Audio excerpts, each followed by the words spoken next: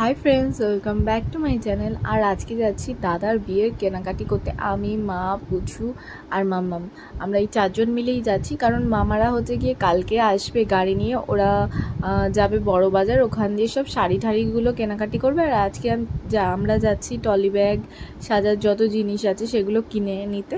তো বৃহস্পতিবার ছিল, যার জন্য বড় বাজার প্রায় কি পুরোই বন্ধ। দুই একটা দোকান হয়তো খোলা, মানে ধরো এখানে একটা খোলা আছে, আবার 5 মিনিট হেঁটে বা আর একটু বেশি হেঁটে গিয়ে তারপর হয়তো দোকান খুঁজে খুঁজে পাচ্ছি।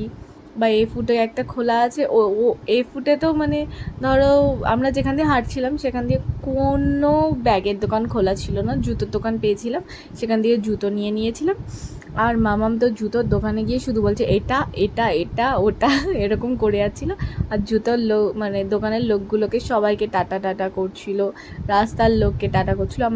মানে আমি মাকে বলছিলাম তাড়াতাড়ি করো, পুচকুকে তো বাড়িতে গিয়ে খাওয়াতে হবে। মা বলছিল দেখ তোর মেয়ে এখানেই 1 ঘন্টা করে দিয়েছে রাস্তার লোককে টাটা বলতে বলতে। আর যাই হোক, তারপরে আমরা সব কিছু করে এই যে ওর বাবা চলে এসেছে আমাদের নিতে। আর ও ভাবছিল যে আমি হয়তো যাবো না, যার জন্য আমাকে ডাকছে আর কান্না করছে।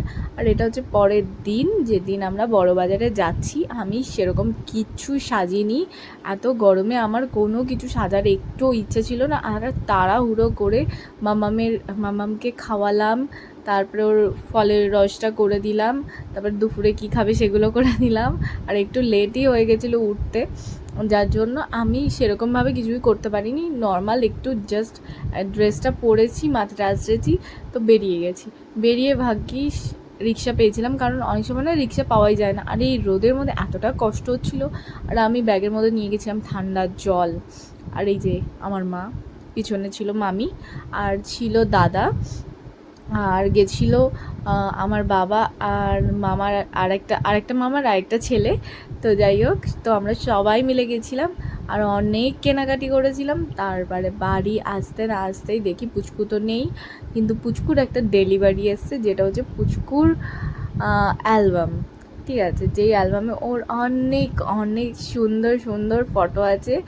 তো যাই হোক, যেগুলো আমি তোমাদেরকে পরে দেখাবো অন্য কোনো একটা ব্লগে, শুধু অ্যালবামটাই দেখাবো সেই ব্লগটায়।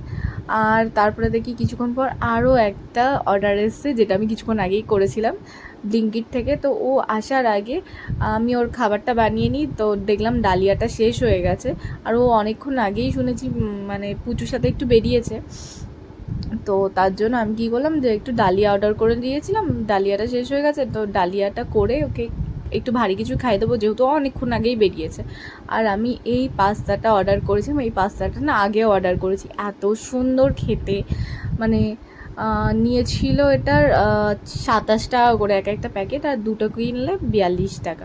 আর নিয়েছিলাম দুধ, দই, আর ওই তো ডালিয়া, ব্যাস এটাই হচ্ছে গিয়ে নিয়েছিলাম। আর পাস্তাটা না বেশিক্ষণ লাগে না, ওই 6 থেকে 7 মিনিট মতো লাগে। আর সব কিছুই থাকে, পাস্তাও থাকে, পাস্তার পুরো মশলাটাই থাকে এর মধ্যে। শুধু মানে জলটা গরম করো, পাস্তাটা দিয়ে দাও, তার কিছুক্ষণ পর মশলাটা দিয়ে দাও, ব্যাস রেডি। সেরকম কোনো খাটনিই নেই পাস্তা করতে। আর পাস্তাটা সত্যিই খুবই টেস্টি, মানে এত কম টাকায় আর এত কম টাইমের মধ্যে সত্যিই খুব টেস্টি হয়। তো আমি ভাবলাম মাম্মাম একটু খাবে হয়তো, তো এখন করে না কিছুই খেতে যায় না। অন্য বাচ্চারা আছে না, কিছু একটু মুখে দিয়ে অন্তত দেখে বা একটু খায়, কিছুক্ষণ অন্তত খায়। ও না মুখে দিয়ে দেখলেও তারপর আর খায় না, আমি জানি না কেন। তো অনেকে আমাকে বলছে ডাক্তার দেখাতে, যেহেতু ও একদমই খেতে চায় না, অনেক বকে বকে খাওয়াতে, অনেক জোর করে খাওয়াতে হয় ওকে। অনেক সময় খেলেও খাওয়ানোর চেষ্টা করেছি, বকেও খাওয়ানোর চেষ্টা করেছি, আদর করেও খাওয়ানোর চেষ্টা করেছি, খায় না। ও সবসময় নিজের খাবারটা নিয়ে সবাইকে দিয়ে দেবে। ওর হাফ খাবার তো চিনি দিদি হাত দিয়ে নিয়ে চলে যায়। আর এই যে আমাকে এখন খাওয়াচ্ছে, দেখে নাও। আর হচ্ছে গিয়ে বাড়ির কেউ থাকলে তার মুখেও দিয়ে দেয়, ঠিক আছে। ও নিজে কিচ্ছু খায় না, কেন খায় না সেটাই বুঝতে পারছি না। তারপরে ওর বাবা থাকলে মাঝে মাঝে বাবা একটু মানে ওর বাবাকে মানে একটু ভয় পায়, আমার যেটা মনে হয়। তো বাবাকে দেখলে না খেয়ে নেয়, কিন্তু আমি থাকলে অনেক বকতে হয়, মাঝে মাঝে একটু ভালোভাবে ওর সাথে খেলা করি, কিন্তু তাও খায় না। তারপরে গিয়ে বকি, কী আর করবো, খাওয়াতে তো হবে। সারাদিন না খেয়ে থাকলে আমার নিজেরও খেতে ইচ্ছে করে না। তো আমি ভাবছি ওকে কি ডাক্তার দেখাবো, মানে এই না খাওয়ার জন্য কি আমার ডাক্তার দেখানো উচিত, নাকি আমার ও ধৈর্য ধরে আরও ধৈর্য ধরে ওকে খাওয়ানো উচিত, আমি বুঝতে পারছি না আমি কী করব। তো যাই হোক, আজকের ব্লগটা আমি এইখানেই শেষ করছি, আবার পরে ব্লগে দেখা হচ্ছে, চলো টাটা।